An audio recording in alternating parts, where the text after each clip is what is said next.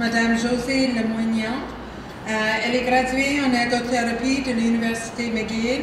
Madame Lemoignan a pratiqué à l'hôpital et Institut neurologique de Montréal de 1990 à 2010, entre autres au sein de la clinique SLA. Elle détient une maîtrise en bioéthique de l'Université McGill en 2007. Depuis 2010, elle enseigne au programme de bioéthique et d'ergothérapie de l'Université de Montréal et agit à titre de conseillère en éthique clinique auprès d'établissements de réseau de la santé.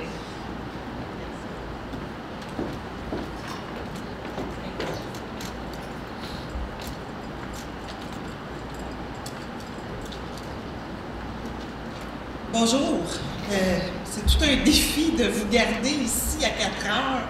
Il fait super beau. Dans 1 heure, vous allez pouvoir y aller, mais merci d'être resté. Merci au comité organisateur de m'avoir invité. Je vais tenter de vous partager ma passion pour l'éthique, qui est évidemment d'origine de la clinique SLA, parce que quand on travaille avec des gens qui ont des maladies neuromusculaires, qui ont la SLA, on ne peut pas s'empêcher d'être confronté à des questions que je qualifierais d'existentielles et de se questionner à savoir quelle est la bonne chose à faire. Donc, c'est un peu ce dont on va parler pour les prochaines 50 minutes. L'objectif de la présentation ou de la discussion, c'est de vous partager les particularités de la sclérose latérale amyotrophique et des maladies neuromusculaires du point de vue éthique. De comprendre, d'utiliser les connaissances éthiques. Dans le cadre de votre raisonnement clinique, je présume que la majorité d'entre vous êtes des cliniciens ou des gens qui intervenaient directement avec les patients. Donc, comment on intègre les connaissances éthiques dans notre raisonnement clinique dans l'objectif de donner les meilleurs soins possibles. Par ricochet, on va réfléchir à certains enjeux qu'on rencontre souvent avec les maladies neuromusculaires et la SLA, comme par exemple la prise de décision libre et éclairée, autant chez l'adulte que chez l'enfant. Comment on fait pour évaluer et gérer le risque qui est une partie intégrale de la réadaptation avec ces populations-là. Comment on gère les choix risqués que nos patients et leurs familles peuvent faire. Comment on fait pour maintenir l'espoir. Et on va effleurer la prise de décision en fin de vie. Je pense que c'est un incontournable et je ne pouvais pas ne pas aborder la prise de décision en fin de vie, surtout avec les changements législatifs qui s'en viennent. Donc, c'est l'objectif de la rencontre. J'espère que vous allez apprécier. Avant qu'on commence, il est important qu'on définisse et qu'on distingue de quoi je vais parler dans la prochaine heure. Quand on parle d'éthique, c'est souvent pas très clair. Souvent, on va mélanger l'éthique, le droit, la morale. Donc, on va définir ces 3 termes-là avant de commencer. Quand on parle de morale, on parle des règles qui régissent les comportements. Comme par exemple, les règles qui sont basées sur des croyances religieuses, comme « tu ne tueras point ». C'est une règle qui est établie et qui origine, pour certaines religions, de nos croyances religieuses. La morale peut aussi originer de la culture dans laquelle on baigne. Le droit, par ailleurs, c'est également des règles, mais c'est des règles qui sont établies par l'État. Okay?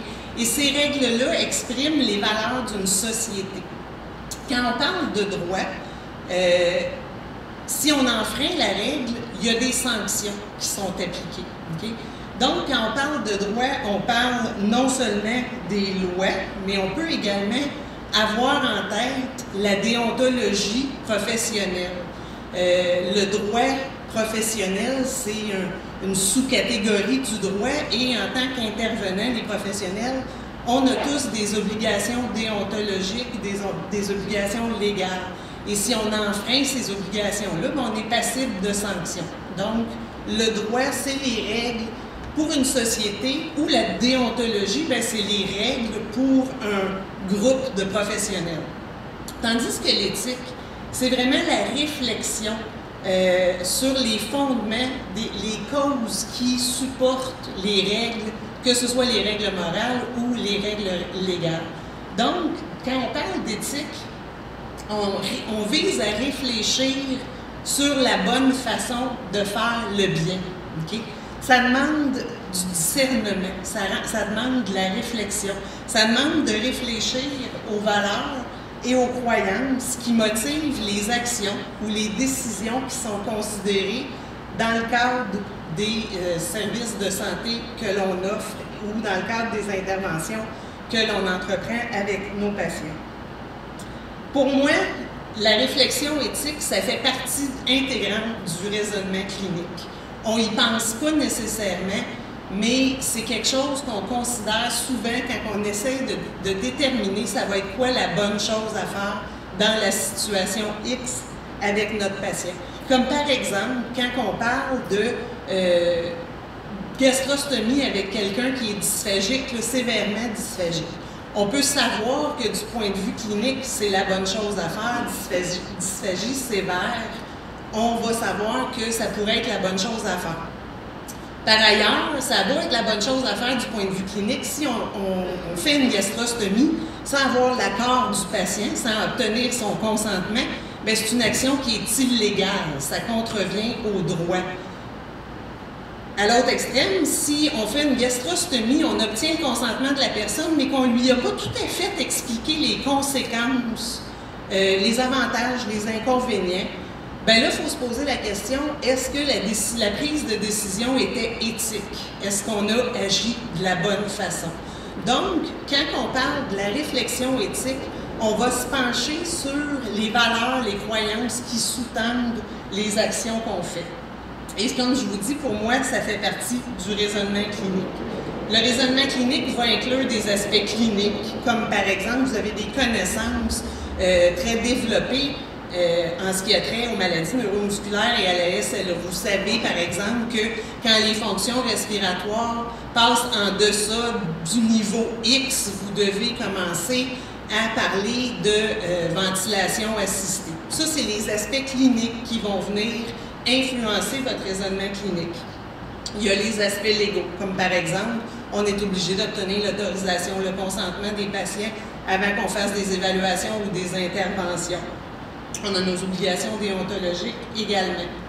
Il y a des aspects organisationnels qui viennent influencer notre raisonnement clinique. Si on travaille, par exemple, en CLSC, bien, on n'a pas la même mission que quand on travaille dans un centre de réadaptation ou quand on est inhalothérapeute dans un centre hospitalier de soins aigus.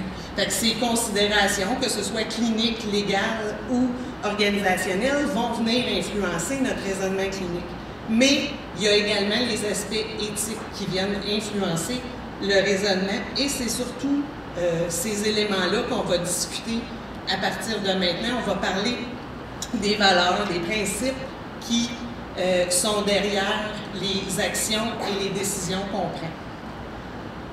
Quand on parle d'enjeux éthiques, on entend souvent différents termes utilisés. Moi, je vais utiliser le mot enjeu éthique, mais on peut vouloir faire référence, par exemple, à de la détresse éthique. On entend souvent parler de ça dans le contexte des soins en ce moment. La détresse éthique, c'est quand on sait ce qui serait la bonne chose à faire, mais qu'on ne peut pas le faire, pour toutes sortes de raisons. Donc, par exemple, on sait que notre patient aurait besoin de 45 heures de service à domicile.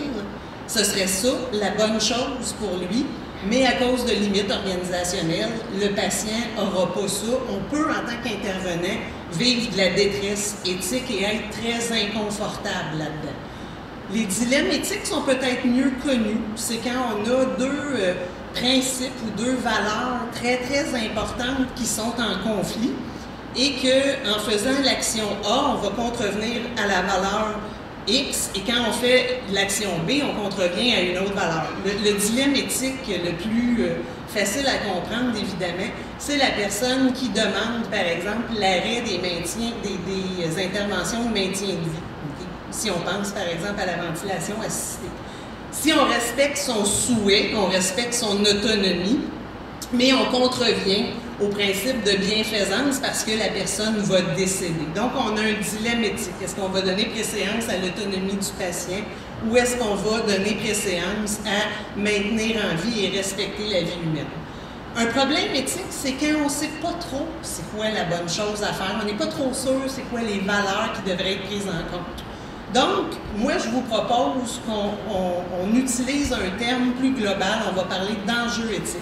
Et les enjeux éthiques, ça naît des conflits de valeurs dans les situations. C'est quoi ça, une valeur? Okay? Une valeur, c'est ce vers quoi on tend pour pouvoir s'accomplir comme être humain. Ça donne un sens à ce qu'on fait. Souvent, quand on est face à un enjeu éthique, on va dire ou on va entendre « ça ne fait pas de sens, cette affaire-là. Okay? » Ça n'a pas de maudit bon sens. Okay? Souvent, cette phrase-là va nous donner un indice qu'on a un enjeu éthique. Dans un enjeu éthique, il est souvent pas possible de concilier toutes les valeurs en cause. Des fois, on a des acteurs qui ont des valeurs différentes et on va avoir un conflit de valeurs. Okay? Donc, on va parler des valeurs quand on parle d'éthique. La particularité des maladies neuromusculaires et de la SLE, qui est la plus prédominante selon moi, c'est le fait que ces patients-là et leur entourage, leur famille, leurs proches, ont à prendre des décisions à répétition. À chaque nouveau symptôme, ils ont à prendre de nouvelles décisions. Et ce processus de décision-là, ces contextes-là où ils ont à prendre des décisions qui sont souvent difficiles, peut amener des enjeux éthiques. Quand les patients sont diagnostiqués, okay, on peut leur proposer des projets de recherche. Est-ce qu'ils vont ou pas embarquer dans des projets de recherche? Quand leurs conditions se détériorent un petit peu, on leur propose des aides techniques. Est-ce qu'ils vont accepter ou pas ces aides techniques-là? Est-ce qu'une personne va accepter de se mettre à utiliser un fauteuil roulant motorisé?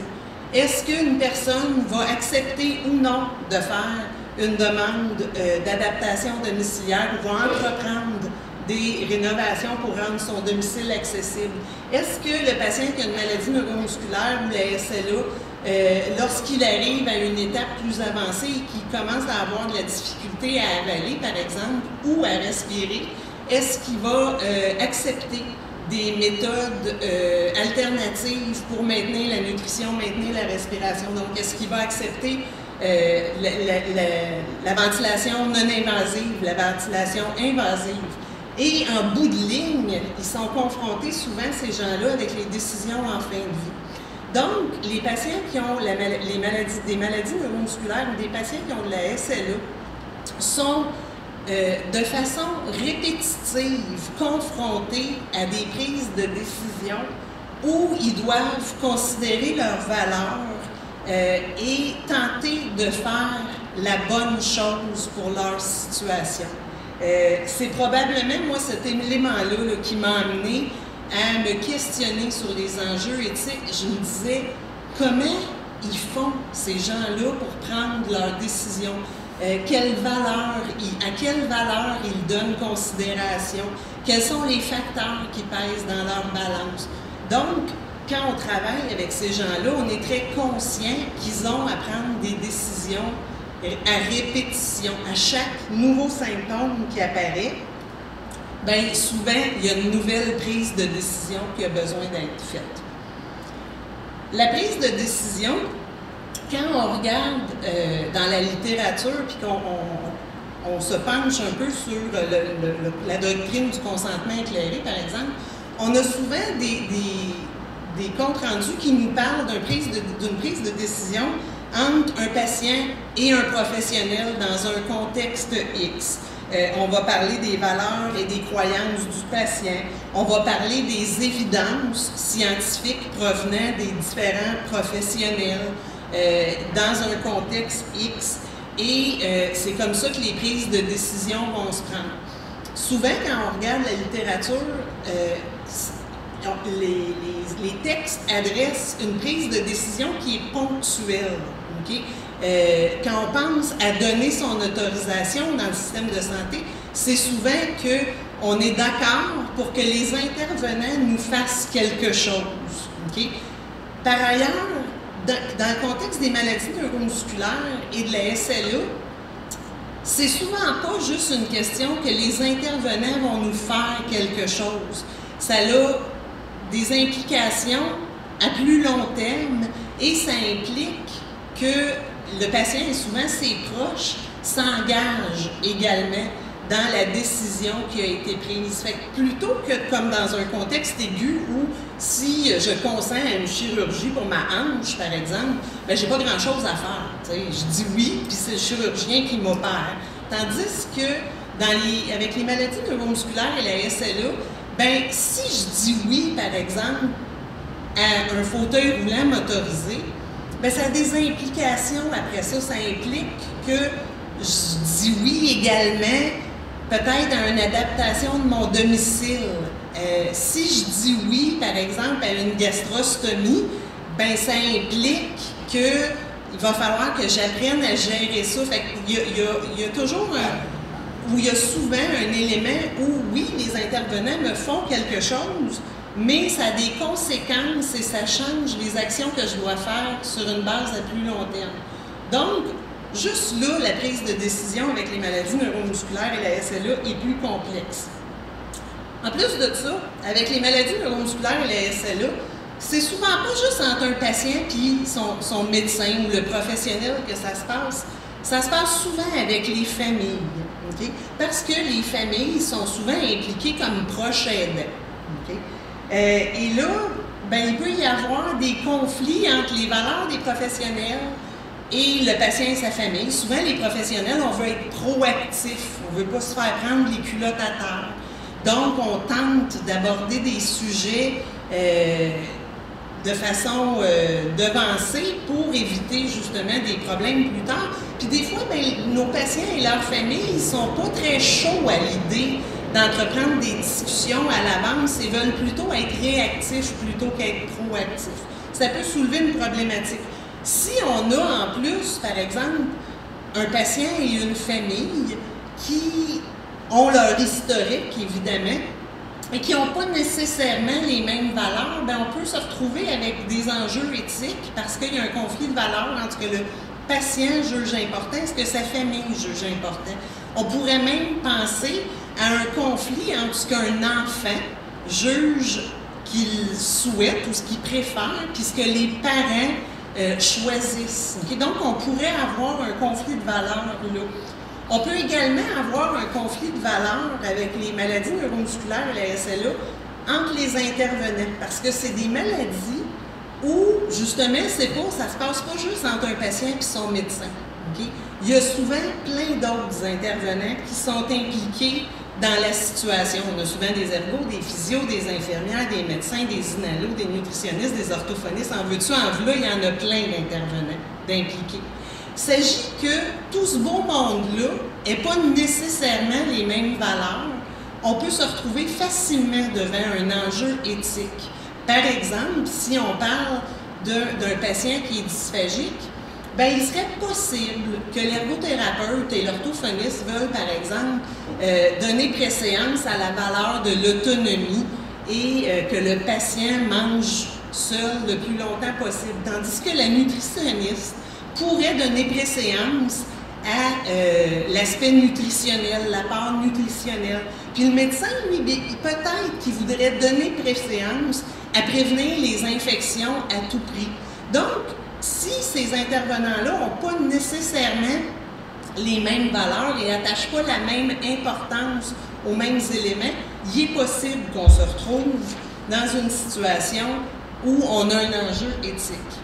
Finalement, pour couronner le tout, la prise de décision avec les patients qui ont des maladies neuromusculaires ou la SLA se passe souvent dans le milieu de plein de contextes. Okay? Souvent, ces patients-là sont suivis par le CLSC.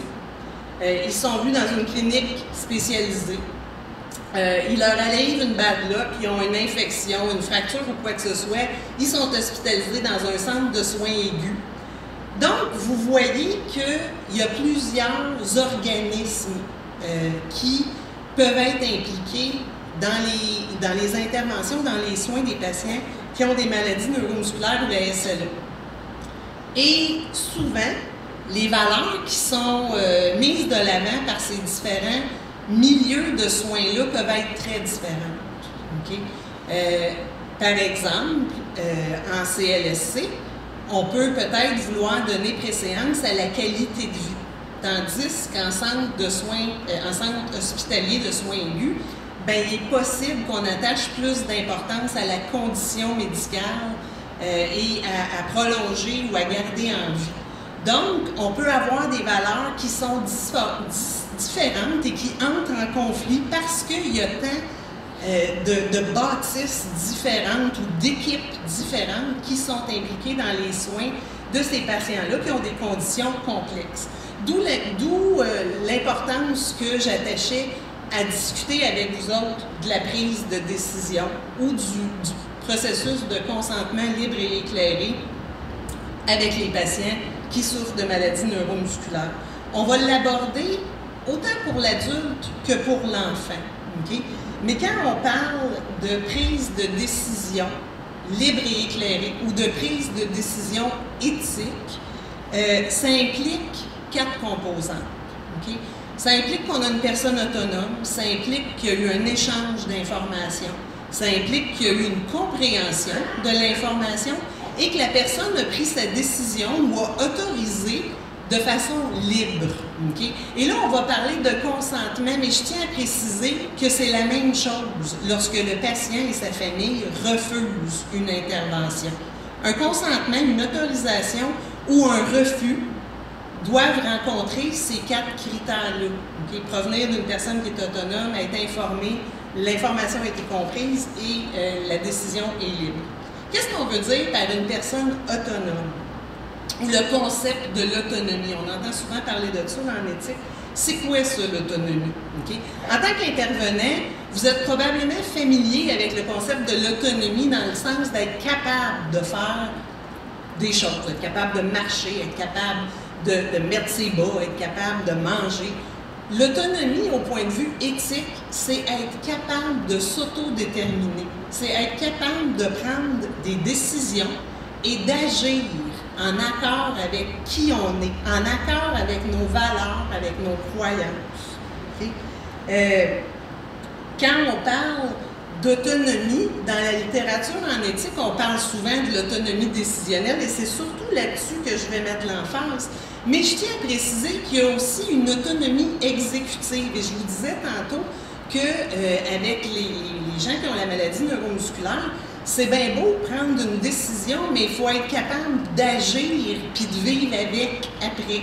Donc, il y a l'autonomie exécutive là-dedans. Et on peut vouloir une intervention X, mais l'autonomie exécutive, la capacité de mettre en place les actions subséquentes à la décision peut être limitée. Par exemple, je pourrais vouloir avoir la ventilation invasive, mais je sais que je vais avoir besoin de soutien pour faire ça, du soutien pas mal 24 heures sur 24. Ma famille ne sera pas en mesure de me le fournir. Le système ne peut pas me le fournir nécessairement à la maison. Ça implique peut-être que je sois relocalisée. Donc, mon autonomie exécutive est potentiellement limitée. Je peux être en mesure de prendre la décision, mais je ne serai pas en mesure nécessairement de mettre en place les actions subséquentes pour justement que cette décision-là qui a été prise soit mise en place. Donc, il y a l'autonomie exécutive, mais il y a également l'autonomie décisionnelle. Et quand on parle d'autonomie décisionnelle, on parle de est-ce que la personne est capable de prendre les décisions en matière de soins, pour ce qui la concerne. Et souvent, on va parler d'autonomie, où on va se mettre à questionner l'autonomie décisionnelle de nos patients quand ils prennent des décisions avec lesquelles on n'est pas vraiment d'accord. Okay? On va se mettre à se dire, ben coudonc, semble que ça n'a pas d'allure. Ce qu'il décide là, pour moi, il n'est pas tout là. Okay? On se met à questionner l'autonomie décisionnelle des gens, souvent quand ils prennent des décisions avec lesquelles on est en désaccord ou avec lesquelles on a l'impression que ce n'est pas dans leur meilleur intérêt. Donc, quand on tente de déterminer est-ce que la personne est capable de prendre des décisions, bien, on va se poser des questions par rapport à est-ce qu'elle est capable de comprendre l'information qui est pertinente à la prise de décision. Est-ce qu'elle comprend les causes de pourquoi on propose ça? Est-ce qu'elle comprend les avantages, les inconvénients? Est-ce qu'elle est capable d'apprécier, de porter un jugement sur les informations que je lui donne? De comprendre qu'est-ce que ça implique pour elle, spécifiquement. Des fois, on rencontre des obstacles hein, quand on parle d'appréciation d'informations. Quelqu'un qui est en déni, ça va venir affecter sa capacité d'apprécier l'information qu'on lui donne. Et donc, on va peut-être se poser la question, es-tu en mesure de prendre des décisions? Est-ce que son autonomie décisionnelle est intacte? Ça exige aussi que la personne soit en mesure de nous communiquer, pas nécessairement verbalement, là, mais que la personne soit en mesure de nous communiquer les décisions qu'elle souhaite prendre. Et ça, c'est important parce que souvent, dans le contexte des maladies neuromusculaires ou de la SLA, on sait qu'à un moment donné, la communication va devenir plus difficile. Okay? Et donc, ça va peut-être exiger qu'on anticipe des prises de décision pour que, justement, la condition d'être capable de communiquer soit remplie. Okay? Et comme je vous dis, là, ça n'a pas besoin d'être la communication verbale. Là, le clignement des yeux, le tableau de communication, c'est des moyens de communication qui sont tout à fait respectables, mais l'important, c'est que la personne puisse nous communiquer ce qu'elle souhaite. Et finalement, on va souvent se questionner par rapport au raisonnement qui a été invoqué pour la décision qui est prise et par rapport à l'autonomie de la personne, on va se demander, est-ce que les arguments qui sont invoqués sont raisonnables? Pas est-ce que les arguments qui sont invoqués, je suis d'accord avec, okay? Parce que des fois, c'est raisonnable, mais c'est contre mes valeurs à moi. Et ce qui est important, c'est que ce soit raisonnable. Et il faut faire attention parce que des fois, si on n'a pas les mêmes valeurs en raison de notre origine ethnique ou on n'a pas les mêmes valeurs en raison de notre origine culturelle ou de notre religion, bien les raisonnements ou les arguments qui sont invoqués peuvent nous sembler déraisonnables. Okay? Mais il faut être très prudent là, quand on dit c'est pas raisonnable ce qu'il invoque. Là. On a juste à penser, là, par exemple, aux témoins de Jéhovah qui refusent une transfusion sanguine. On peut, de notre perspective à nous, si on n'est pas témoin de Jéhovah, dire ça n'a pas d'allure, cette affaire-là, c'est déraisonnable comme argument pour refuser la prise de sang, c'est parce qu'ils pensent qu'ils n'auront pas accès au ciel. On peut penser que c'est déraisonnable, mais on est vraiment dans des valeurs religieuses et il faut être très prudent avant de statuer que c'est déraisonnable. Donc, il faut se rappeler que l'adulte est présumé apte jusqu'à preuve du contraire. Okay? Et c'est vraiment une pente très glissante de dire, parce que sa décision me semble déraisonnable ou parce que sa décision est contraire à ce que je pense qui serait bien, ça doit être parce qu'il n'est pas tout là ou il n'est pas capable de prendre des bonnes décisions. L'autonomie décisionnelle, ça se développe avec le temps. Okay? De la même façon que l'autonomie physique se développe chez nos enfants, l'autonomie décisionnelle, l'autonomie en général chez nos enfants, ça se développe avec le temps. Ceux d'entre vous qui ont des enfants, savez que les ados développent leur autonomie et à un moment donné, il faut leur donner de la corde là, pour qu'ils prennent leurs décisions, pour qu'ils puissent devenir plus autonomes. Ça amène une dimension qui est difficile quand on est dans un contexte où il y a des prises de décision qui doivent se prendre avec les enfants.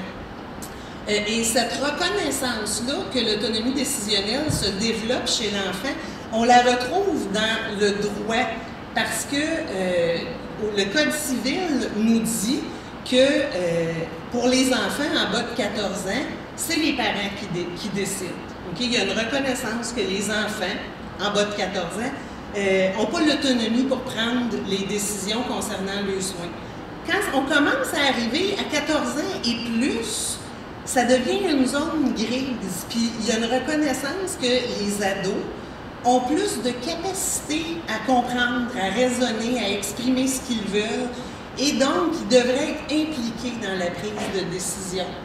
Le mineur émancipé, c'est l'ado qui vit à l'extérieur de chez ses parents ou qui a un enfant, qui a une famille, et cette personne-là, dans la loi, est reconnue comme étant en mesure de prendre ses propres décisions. Donc, il y a une reconnaissance, autant en éthique qu'en droit, que l'enfant, son autonomie se développe. Et du point de vue éthique, c'est important de respecter l'autonomie de l'enfant qui se développe.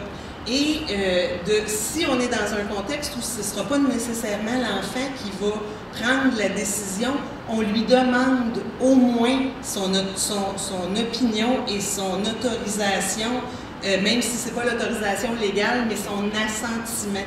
Et c'est important ça du point de vue éthique parce que non seulement ça permet de respecter l'autonomie de l'enfant qui se développe, mais ça permet également de préserver les relations. Les relations entre l'enfant et ses parents, mais entre l'enfant et l'équipe de soins qui va probablement avoir à intervenir pour de nombreuses années avec cet enfant-là. Donc, on veut préserver les relations, préserver le lien de confiance de l'enfant avec les intervenants. Et il faut également là, se prendre conscience que les enfants malades, on dit souvent qu'ils sont plus matures que des enfants qui ne sont pas malades. Donc, leur autonomie semble se développer plus rapidement. Ils ont vécu des expériences, ils ont enduré des contextes qui sont différents des enfants qui ne sont pas malades. Et ça vient affecter le développement de leur autonomie. Donc, c'est important de garder en tête que quand il y a des décisions qui ont besoin d'être prises dans le contexte des enfants, c'est important de les impliquer et de veiller à leur meilleur intérêt. Quand les parents prennent les décisions pour les enfants, c'est le principe qui devrait guider la prise de décision et on se réfère aux parents parce que souvent les parents, c'est eux autres qui élèvent leur enfant, c'est eux autres qui inculquent les valeurs fondamentales de leur enfant. Ils sont donc bien placés pour savoir ce qui est important pour l'enfant. Mais comment on va définir le meilleur intérêt? Il va falloir tenter de concilier les différentes perspectives. L'enfant peut voir son meilleur intérêt seulement en termes des conséquences pour lui à court, moyen, peut-être long terme. Les parents peuvent avoir d'autres considérations également. Ils peuvent vouloir mettre de l'emphase sur la qualité de vie, la souffrance de leur enfant, comment fonctionnel l'enfant est ou n'est pas, la dignité de l'enfant aussi, comment il souffre, que le fardeau de soins, l'impact financier pour la famille, la dynamique avec la fratrie, les frères, les sœurs. Donc, les parents vont peut-être, oui, veiller au meilleur intérêt de l'enfant, mais également avoir d'autres considérations en tête, tandis que les professionnels vont peut-être avoir strictement la condition médicale de l'enfant en tête et c'est la valeur à laquelle ils vont vouloir donner préséance. Donc, quand on prend des décisions dans le contexte des soins pour les enfants, ça amène une problématique qui est plus complexe parce que non seulement on peut avoir des conflits de valeurs, mais on peut également avoir une définition de ce qui est dans le meilleur intérêt qui varie quelque peu. Okay? Et c'est tout à fait acceptable de prendre en considération d'autres valeurs que la condition de l'enfant, comme par exemple les conséquences pour la fratrie ou l'aspect financier. Mais par ailleurs, il ne faut pas prendre ces considérations autres au détriment du meilleur intérêt de l'enfant. Okay? Le meilleur intérêt de l'enfant devrait toujours être la valeur forte qui guide toute prise de décision. comment on va définir le bien, c'est là que ça exige un peu plus de réflexion. Donc, si on en revient avec notre prise de décision, notre consentement ou notre refus éclairé, on a parlé de l'autonomie de la personne, que ce soit de l'adulte ou de l'enfant. Il faut également reconnaître que pour qu'une prise de décision soit libre et éclairée, bien, ça implique un échange d'informations. Okay? Et il faut reconnaître que, en tant qu'intervenant, vous avez des connaissances, vous avez une expertise, et il est important que vous la partagiez, cette expertise-là, avec le patient et ses proches pour qu'ils prennent une décision qui est informée. Mais il faut également reconnaître que le patient et ses proches ont une expertise de leur contexte de vie. Ils savent comment les décisions vont les affecter, quel impact ça va avoir dans leur quotidien, dans leur mode de vie. Donc, quand on parle de prise de décision du point de vue éthique, c'est souvent un échange d'informations. Et de la part du professionnel, bien, ça implique que vous allez partager le but de l'évaluation, le but de l'intervention. Qu'est-ce que vous cherchez à accomplir? Ça va impliquer que vous allez aborder le type et la nature des interventions proposées, les risques, les bénéfices des différentes interventions que vous proposez. Qu'est-ce que vous espérez atteindre en proposant l'intervention X? Les conséquences si on ne fait rien. Okay? C'est bien beau de dire que le patient peut refuser, mais s'il refuse, est-ce qu'on l'a informé de ça va avoir quoi comme conséquence? Okay? Et c'est important de garder en tête, souvent, on a des malaises à aborder des décisions, des contextes qui sont plus touchés. Okay? Et le timing est souvent crucial. Mais c'est important de vous rappeler qu'une discussion qui a lieu trop tôt, c'est peut-être pas idéal, mais c'est mieux qu'une décision qui a lieu trop tard. Okay? Donc, le timing, c'est bien important pour le partage de l'information. Okay? Et ça va peut-être impliquer d'avoir plusieurs discussions pour permettre un partage d'informations.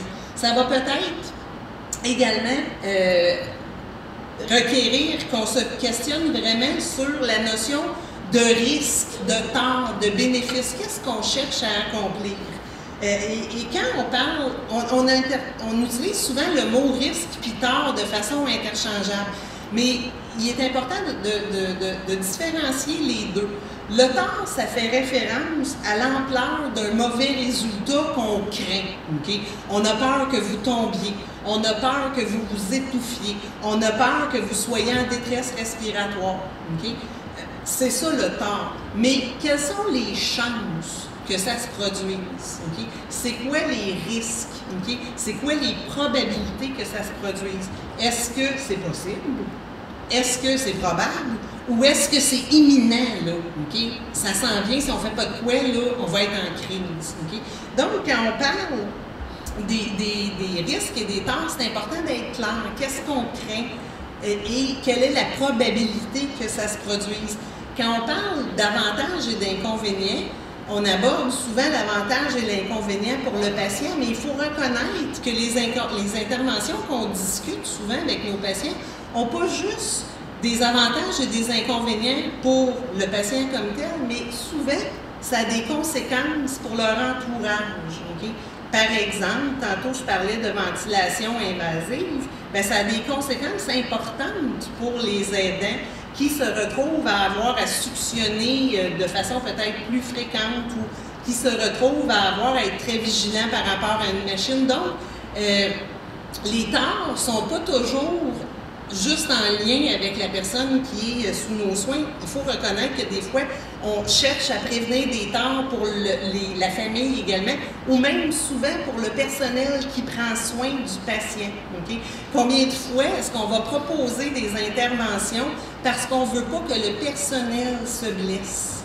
Okay? Le personnel qui fait les soins se blesse.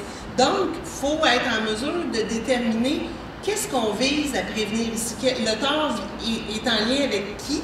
Et c'est quoi la probabilité que ce tort-là se produise? Puis avec la SLA en particulier, ça peut être difficile de prédire ou d'avoir une bonne estimation de la possibilité ou la probabilité que ça se produise, parce que souvent, on n'est pas trop sûr au début à quelle vitesse la maladie progresse. Okay? Fait que, est-ce que le risque est imminent? Est-ce que le risque est probable? Est-ce qu'il est possible? Ça peut devenir très difficile de déterminer le risque et le temps. Les facteurs qui influencent la perception du risque, ben c'est sur la vitesse de progression, on en a parlé. Nos fausses croyances à nous autres en tant qu'intervenants. Okay? En tant qu'intervenants, souvent, on voit les pires cas. Okay? On se rappelle ceux qui n'ont pas bien fonctionné. Okay? Et on se dit, quand il y a quelque chose qui n'a pas bien été et que ça nous a sauté dans le visage, on se dit, ça n'arrivera plus jamais, ça. Là. Puis, notre tolérance au risque et notre perception du risque peut être influencée par ça. Notre responsabilité professionnelle également, ou le risque de poursuite pour le centre. Okay? De moins en moins, on est tolérant au risque. Okay? De plus en plus, les organisations du système de santé veulent éviter les poursuites, veulent s'assurer de ne pas se retrouver sur la page, la page couverture du Journal de Montréal. Donc, c'est des considérations qui peuvent venir influencer notre perception du risque. Okay? Les obstacles aussi à la tolérance au risque, on n'a pas beaucoup de temps. Okay? On parle d'échange d'informations. Ben, ça prend du temps à être en mesure de défricher avec le patient, sa famille, c'est quoi qui est important pour vous? C'est quoi qui devrait guider les décisions? Ces discussions-là, ça prend du temps et on n'a pas énormément de temps avec nos patients. Le peu de services disponibles, ça vient également influencer comment on va tolérer le risque. Par exemple, si on sait que le patient a besoin d'un lit d'hôpital et que ça va prendre plusieurs semaines avant que je sois en mesure de mettre la main sur le fameux lit d'hôpital, ben j'aurai pas beaucoup de tolérance à attendre que l'intervention soit requise de façon plus urgente. Je vais vouloir être très proactive. Donc, les règles d'attribution peuvent venir influencer ma tolérance au risque. Nos propres croyances, OK? On peut avoir la croyance que, en anglais, on dit « we know better », OK? Que je suis l'experte, je suis la professionnelle, j'ai suivi des dizaines de patients qui ont la maladie neuromusculaire ou la SLA, donc je sais ce qui est bon pour vous. Okay? Notre paternalisme peut venir influencer notre tolérance au risque. Les croyances des familles aussi. Okay? Des fois, les familles vont mettre de l'avant des demandes parce qu'ils sont préoccupés par qu'est-ce que les gens vont penser si on ne fait pas ça, si on n'accepte pas telle intervention, que toutes les autres familles dans la salle d'attente qu'on rencontre à la clinique acceptent. Qu'est-ce que les gens vont penser de nous autres si on ne va pas dans cette direction-là? Donc, il y a toutes sortes d'obstacles à notre tolérance au risque.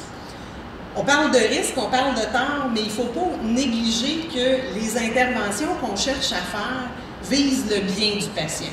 Okay? En santé, moi, j'ai tendance à croire qu'en santé, il y a de l'éthique partout, parce qu'en santé, on vise toujours à faire le bien. Okay? C'est le principe directeur de nos actions. Comment on va définir le bien, ça va dépendre. Des fois, ce qui est bien, c'est d'offrir des conseils. D'autres fois, c'est de viser à améliorer la qualité de vie. D'autres fois, ce qui va être bien, ça va être de ralentir la progression ou d'améliorer le confort, juste d'écouter, d'être présent. Ça se mesure pas toujours, hein, ces choses-là. Fait que des fois, on a l'impression qu'on fait du bien, mais c'est pas si évident que ça, c'est pas aussi tangible. Un des biens qu'il ne faut pas négliger, c'est l'aspect de maintenir l'espoir. Okay? Puis pourquoi il faut qu'on parle de l'espoir? Bien, l'espoir, c'est une force puissante dans nos vies. C'est quelque chose qui nous pousse à agir, qui nous pousse à prendre certaines décisions. Mais souvent en santé, on a un malaise par rapport à l'espoir parce qu'on ne veut pas créer de faux espoirs. Okay? Donc, on hésite à explorer ou à discuter c'est quoi les espoirs de nos patients parce qu'on ne voudrait pas créer de faux espoirs. Mais des fois, l'espoir, c'est pas nécessairement d'être guéri. Okay? Des fois, nos patients peuvent espérer que leur maladie ne progressera pas trop vite. Ou des fois, ils peuvent espérer qu'ils vont se rendre jusqu'à Noël l'année prochaine pour pouvoir voir le petit bébé qui s'en vient. Donc, d'aborder l'espoir avec nos patients et de maintenir l'espoir avec nos patients, c'est un bien qui est important dans nos interventions. Par ailleurs, il faut reconnaître que l'espoir, ça entraîne de l'incertitude. Okay? Le patient qui partage avec nous ses espoirs, il se retrouve dans une situation un petit peu de vulnérabilité. Okay? Parce que des fois, c'est ça, on ne sait pas trop si les attentes on va être en mesure d'atteindre leurs attentes ou que les patients arrivent aux choses qu'ils espèrent. Donc, c'est important de reconnaître que l'espoir chez nos patients, souvent, ça évolue au fur et à mesure que qu'ils traversent les étapes de la maladie. Donc, l'espoir peut conduire à certains types de vulnérabilité. Une personne qui espère, elle peut être attristée ou être déçue si ce qu'elle espère ne se réalise pas. De notre côté, si on sent cette vulnérabilité-là chez notre patient, on peut vouloir le protéger. Okay? On peut vouloir lui éviter des déceptions. Okay? Donc, c'est important de reconnaître que l'espoir peut apporter certains types de vulnérabilité, puis que ça peut être difficile d'aborder ces éléments-là, mais les espoirs, souvent, c'est des valeurs qui sont prises en compte quand les patients ont à prendre des décisions. Et ça peut être des facteurs d'influence très importants dans la réflexion par rapport à qu'est-ce qui serait la bonne chose à faire, qu'est-ce que le patient espère. Okay? Donc, si on en revient à notre prise de décision, du point de vue éthique, on a vu que ça demandait que la personne soit capable de prendre des décisions. On a vu que ça demandait un partage d'informations. Ça demande également qu'on s'assure de la compréhension de ce qu'on a discuté avec le patient. Okay? C'est à qui la responsabilité de s'assurer que le patient a compris? Okay? C'est à qui la responsabilité de s'assurer que l'information a été donnée? Dans la relation en soins de santé, c'est important de reconnaître qu'en tant qu'intervenant, vous n'êtes pas d'égal à égal avec vos patients. Okay? Vous êtes embarqué dans ce qu'on appelle une relation de fiduciaire. Vous devez mettre de l'avant les intérêts du patient au détriment quelquefois des vôtres. Okay? Donc, ça implique que les responsabilités, c'est vous autres qui les avez. C'est vous autres qui avez la responsabilité d'informer le patient. C'est vous autres qui avez la responsabilité de vous assurer de la compréhension des informations qui ont été transmises. Donc, ça exige parfois de clarifier des idées fausses. Des fois, on a l'impression qu'on a été très clair, mais les patients comprennent des choses. Quand on parle de ventilation avec nos patients, eux autres, des fois, ils s'imaginent que c'est ce qu'on voit à TV, là, que le patient n'est pas capable de se déplacer, qui est dans un lit d'hôpital avec un tube dans la bouche. Mais les gens qui ont les maladies neuromusculaires ou la SLA, vous savez comme moi que c'est pas ça la réalité là, de quelqu'un qui est ventilé. Mais si on ne clarifie pas les idées fausses, ils vont peut-être prendre des décisions sur des prémices qui sont fausses. Donc, si on veut s'assurer d'une prise de décision éthique, il faut clarifier les idées fausses. Donc, il y a toutes sortes de trucs, et ça, je suis convaincue que vous êtes meilleurs que moi là-dedans pour trouver des trucs pour améliorer la compréhension de vos patients par rapport à des choses qui sont quand même assez complexes. Les matériels écrits, des vidéos, rencontrer d'autres patients, les groupes de soutien, tout ça, c'est justement toutes sortes de mécanismes qui peuvent faciliter la compréhension puis permettre que les prises de décision soient plus informées. Des obstacles à la compréhension, c'est important d'être conscient qu'il y a certains obstacles. Il y a certains de nos patients qui ont peu d'éducation ou qui ont peu de compréhension de des concepts qui sont très, très complexes. Les concepts en santé, pour nous autres, on baigne là-dedans, c'est simple. Mais pour des patients, surtout tôt après le diagnostic, ça peut être très, très complexe. Donc, avoir peu de connaissances, ça peut être un obstacle. avoir trop d'informations. Okay? Moi, je me souviens, à la clinique où je travaillais, là, les patients voyaient 6-7 intervenants, un par derrière l'autre. Puis si tu avais le malheur d'être le dernier intervenant avec qui le patient échangeait, tu pouvais être sûr qu'il ne comprenait absolument rien de ce que tu lui disais. Il y avait comme un information overload. La façon dont on présente les risques, les bénéfices, vous avez 60% de chances que ça réussisse. Vous avez 40% de chances que ça floppe. Okay? Faut comprendre là, que de la façon dont on s'exprime, ça indique un certain biais. Puis évidemment, ben, le timing. Okay? Quand on dit les choses, il y a des moments où les gens sont plus ouverts, sont plus réceptifs, la fenêtre d'opportunité pour planter la petite graine et que la compréhension se commence. Il faut être conscient de ça, là, que ça vient affecter comment les informations sont comprises. Le dernier élément pour la prise de décision libre et éclairée, bien évidemment, c'est la liberté. Okay? Quand on parle d'une prise de décision éthique, bien, ça implique qu'il n'y a pas eu d'influence indue sur la personne. Puis quand on parle de liberté, des fois, les professionnels, on hésite à discuter avec nos patients parce qu'on se dit « je ne voudrais pas influencer sa décision. Okay? » Mais n'oubliez pas là, que vous avez des connaissances qui sont essentielles aux patients et à leurs proches pour qu'ils prennent des décisions éclairées. Donc, de partager vos connaissances, oui, c'est une influence, mais ce n'est pas une influence indue. Okay? Par ailleurs, dire aux patients, bien, si vous n'acceptez pas X, nous autres, on ne peut plus vous suivre à la clinique Y, ça devient une influence qui commence à être assez coercitive. Donc, il faut faire attention à l'influence qu'on peut exercer sur nos patients et ne pas sous-estimer la peur de l'abandon, okay? Qui peut venir influencer les décisions de nos patients. Dernier élément que je veux aborder, les décisions de fin de vie. Vous êtes probablement tous au courant que la loi sur l'aide médicale à mourir a été acceptée. Ça va être en effet dès décembre 2015 et je ne souhaite pas soulever le débat sur est-ce que c'est éthique ou non. La loi est passée, il va falloir vivre avec. Le temps de débattre de cette question est passé. Mais ce qui est important maintenant, c'est de débattre comment on va faire pour que ça se fasse bien. Okay? Qui sont les intervenants qui devraient entreprendre ces démarches-là? Okay? C'est des sujets qui vont devoir être abordés si on veut mettre cette nouvelle loi en place de façon éthique. Ça m'amène à parler des directives anticipées, puis peut-être qu'on va faire une bémol. L'aide médicale à mourir, il faut se rappeler que ça ne concerne que les adultes compétents. Okay? Donc, ça ne concerne pas les enfants. Et quand on parle de directives anticipées, ça ne nous permet pas de demander l'aide médicale à mourir à l'avance. Okay?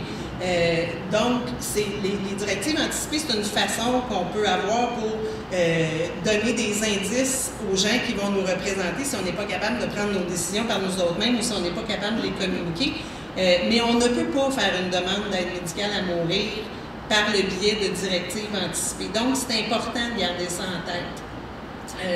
Donc, c'est important de favoriser la communication avant les situations de crise pour que les intervenants aient une bonne compréhension de ce qui seraient les valeurs, les croyances des patients et de leur famille dans des contextes de décision de fin de vie, de travailler ensemble pour évaluer les différentes options qui s'ouvrent à la personne qui se retrouve en fin de vie, l'importance d'impliquer l'entourage, parce que vous vous souvenez, au début, je vous ai parlé que les enjeux éthiques, ça naît de conflits de valeurs. Bien, si on a un patient qui a exprimé que la valeur de la qualité de vie, de ne pas souffrir, était super important, puis qu'on a une famille pour qui l'important, c'est de me garder en vie, bien, vous pouvez voir quelle sorte d'enjeux éthiques ou même de dilemme on va se retrouver avec.